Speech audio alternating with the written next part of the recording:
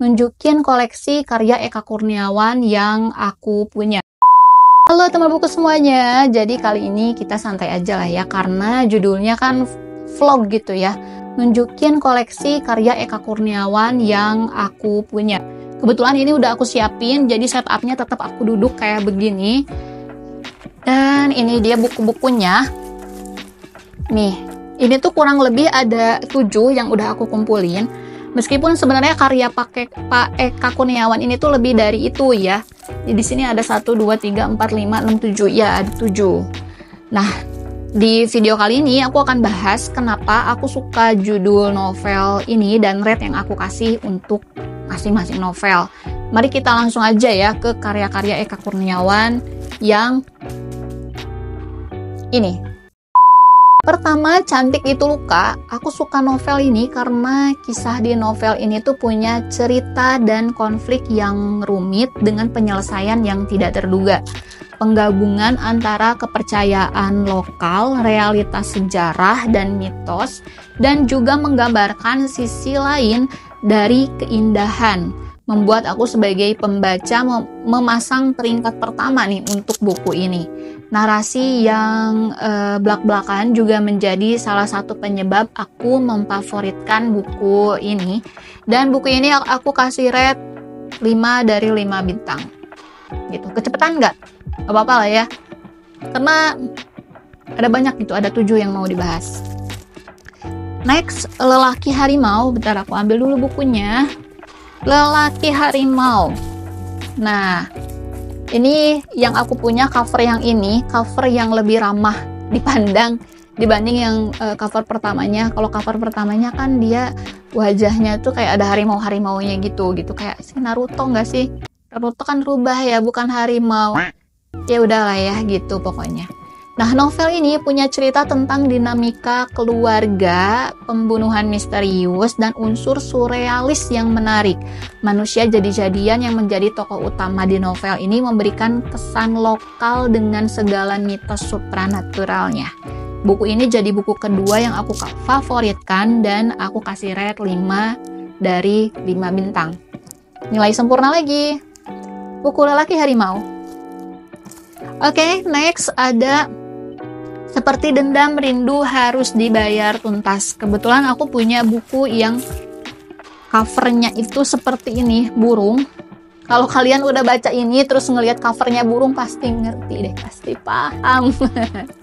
Nah, cerita di novel ini tuh sebenarnya sangat unik, jagoan tapi tanpa kejantanan. Gitu ya, gimana ya? Bisa gelut tapi nggak bisa gitu ya kan. Sudah seperti hidup tapi tidak hidup gitu. Kenikmatan duniawinya direnggut akibat trauma masa kecil. Novel ini tuh benar-benar menunjukkan bahwa trauma masa kecil itu beneran ada dan bisa diidap sampai dewasa gitu. Sampai dewasa pun kayaknya nggak bakalan sembuh kecuali disembuhkan gitu. Mengerti nggak sih? Kayak gitulah. Sepanjang novel ini aku disuguhkan dengan pertarungan, patah hati, duel maut, dan balas dendam. Aku kasih rate novel ini 4 bintang dari 5 bintang. Novel ini juga sudah difilmkan ya. Kalian bisa tonton filmnya mungkin di Netflix, ada nggak sih? Kayaknya ada sih di Netflixnya. Kalian bisa tonton di Netflix. Nah, selanjutnya ada Perempuan Patah Hati yang kembali menemukan cinta melalui mimpi. Panjang banget ya. Nah, itu adalah salah satu judul cerpen yang ada di buku ini. Jadi, buku ini memang kumpulan cerpen, guys. Uniknya, semua cerpen yang ada di buku ini bercerita tentang perempuan dan cintanya. Jadi, mau cintanya tragis, berakhir dengan indah, itu ada gitu di buku ini. Rate buat novel ini 4 dari 5 bintang. Selanjutnya ada Sumur. Nah, ini tuh sebenarnya cerita pendek tapi dibukukan, makanya dia modelannya seperti ini ya. Jadi ceritanya singkat ya, cerita pendek gimana lah, cuman dibukukan dan dikasih ilustrasi, jadi sampailah sebuku ini gitu. Awalnya judulnya kan dalam bahasa Inggris ya, The Well, dan menjadi karya antologi di Tales of Two Planets. sampai akhirnya diterbitkan dalam bahasa Indonesia. Dan ini sempat booming banget waktu itu, saking viralnya sampai aku nggak kebagian dan bukunya jadi mahal banget. Tapi ya untungnya masih ada toko atau penjual yang ngejual dengan harga normal. Pada akhirnya aku beli deh gitu. Cerita di novel ini tuh, bukan novel sih, ya novel lah ya. Cerita di novel ini tuh ceritanya penuh konflik tentang cinta, perubahan iklim, dan perjalanan hidup dua orang manusia. Sumur punya nuansa cerita yang suram dan juga kompleks, tapi mengingatkan kita terhadap pentingnya untuk menjaga alam sekitar kita. Red novel ini 4 dari 5 bintang. Nah, selanjutnya ada Cinta Tak Ada Mati. Nah, seperti judulnya, novel ini berkisah tentang cinta yang tulus namun bertepuk sebelah tangan. Cinta tokoh utama di sini merupakan cinta yang setia hingga pasangannya meninggal. Karakter ajaib para tokohnya makin membuat novel ini punya kisah yang menarik, mengajarkan pembaca tentang melawan kenyataan dengan bermain-main. Rate-nya untuk novel ini bintang 4 dari 5 bintang. Terakhir nih, ada kumpulan Budak Setan yang udah aku review kemarin. Nah, jadi buku ini merupakan karya antologi Eka Kurniawan bersama 2 penulis terkenal. Buku ini juga punya genre horor dan dibuat untuk mengenang Abdullah Rahab. Aku kasih rate 4 bintang dari 5 bintang untuk buku ini.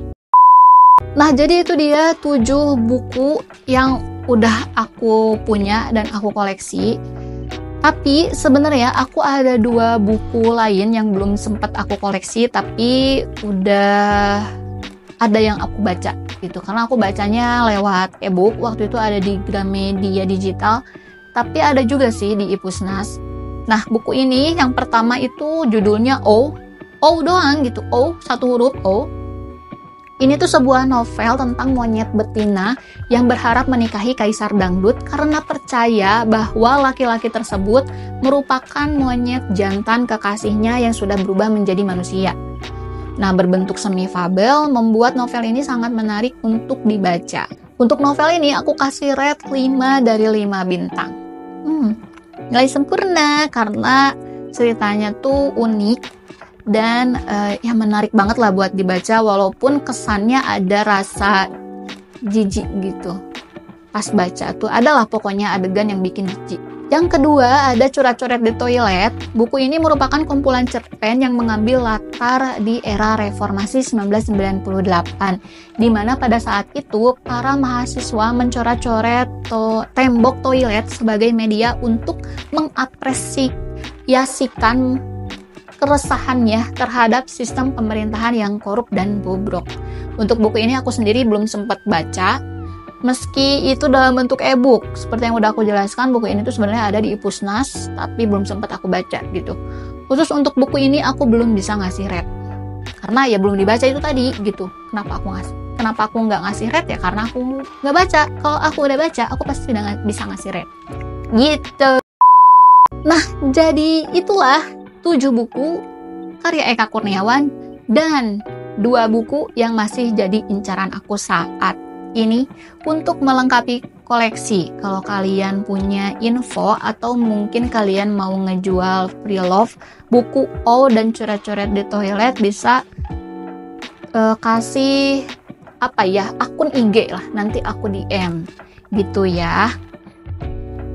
Di kolom komentar tentunya. Jadi tulis di kolom komentar nama IG kalian dan bilang, Kak, aku mau jual nih Coret-Coret di Toiletnya atau si O-nya. Akan lebih bagus kalau kalian punya marketplace biar bisa gratis ongkir, apalagi kalau misalkan kalian jauh. Oke, paling segitu aja. Thank you banget yang udah nontonin dan sampai jumpa di video selanjutnya. Bye bye.